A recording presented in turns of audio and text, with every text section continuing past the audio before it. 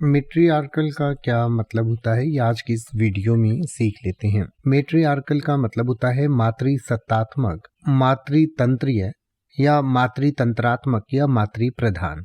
तो इन शब्दों से आपको कुछ ज्यादा समझ नहीं आया होगा, तो मैं थोड़ा एक्सप्लेन कर देता हूँ। जैसे कि आपने सुना होगा पुरुष प्रधान समाज, यानी कि जिसमें पुरुषों को वरीयता दी जाती है, यानी कि परिवार में या चाहे राजनीति में हर जगह पुरुष को प्रधान माना जाता है, पुरुष को ही ज्यादा वैल्यू दी जाती है। वैसे ही एक अवधारणा है जिसमें मेट्रियार्कल जिसको कहा जा सकता है मातृसत्तात्मक। तो जो मातृसत्तात्मक समाज होते हैं उसमें वैसे ही जो है महिलाओं को प्राथमिकता दी जाती है, यानी कि matriarchal refers to a societal system और structure in which women hold primary power. यानी कि मैट्रियार्कल जो है वो एक ऐसा सोसाइटल सिस्टम है, ऐसा एक सामाजिक व्यवस्था है जिसमें जो मुख्य पावर है वो महिलाओं के पास होती है।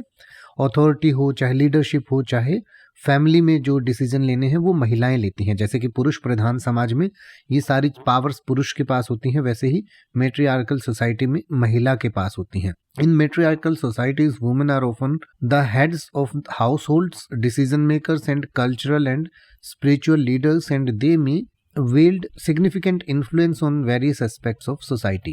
यानी कि उनका जो है समाज में भी, घर के डिसीजन में भी, या जो स्पिरिचुअल लीडर्स हैं वो भी मुख्य रूप से महिलाएं होती हैं। यानी कि जैसे पुरुष प्रधान समाज में सारे अधिकार पुरुषों के पास होते हैं, वैसे ही ऐसे में जो मातृसत्तात्मक समाज होता है उसके पास सारे अधिकार महिलाओं के पास होते हैं। तो इसकी की कैरेक्टरिस्टिक्स थोड़ा समझ लेते हैं। इसमें फीमेल लीडरशिप होती है, यानी कि महिलाएं ही हर चीज में लीडर होती हैं, उनको ही प्रायोरिटाइज किया जाता है। चाहे वो कुछ भी जो है पोजीशन हो, अथॉरिटी हो, इन्फ्लुएंस हो, हर जगह महिलाएं आपको ऊपर नजर आएंगी।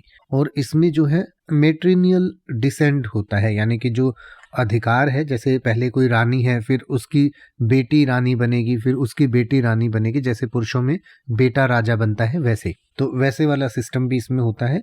जेंडर इक्वेलिटी होती है, हालांकि ऐसा कहा जा सकता है कि जेंडर इक्वेलिटी होती है, पर जैसे पुरुष प्रधान होता है उसमें महिलाओं को कम अधिकार होते हैं, वैसे ही मेरा मानना है कि अगर जहां पर महिलाएं अधिक हैं तो वहां पुरुषों का भी थोड़ा सा जो महिलाओं के साथ उल्टा होता है वैसे पुरुषों के साथ होने की भी संभावना बनी रहती है।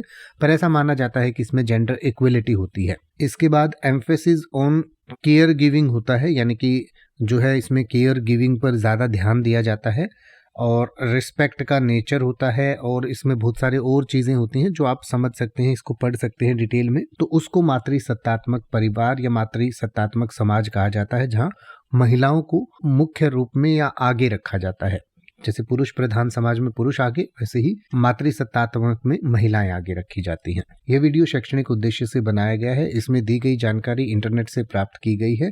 हम किसी भी जानकारी की सटीकता का दावा नहीं करते हैं, और इस वीडियो में प्रकट किए गए विचार हमारे निजी विचार हैं।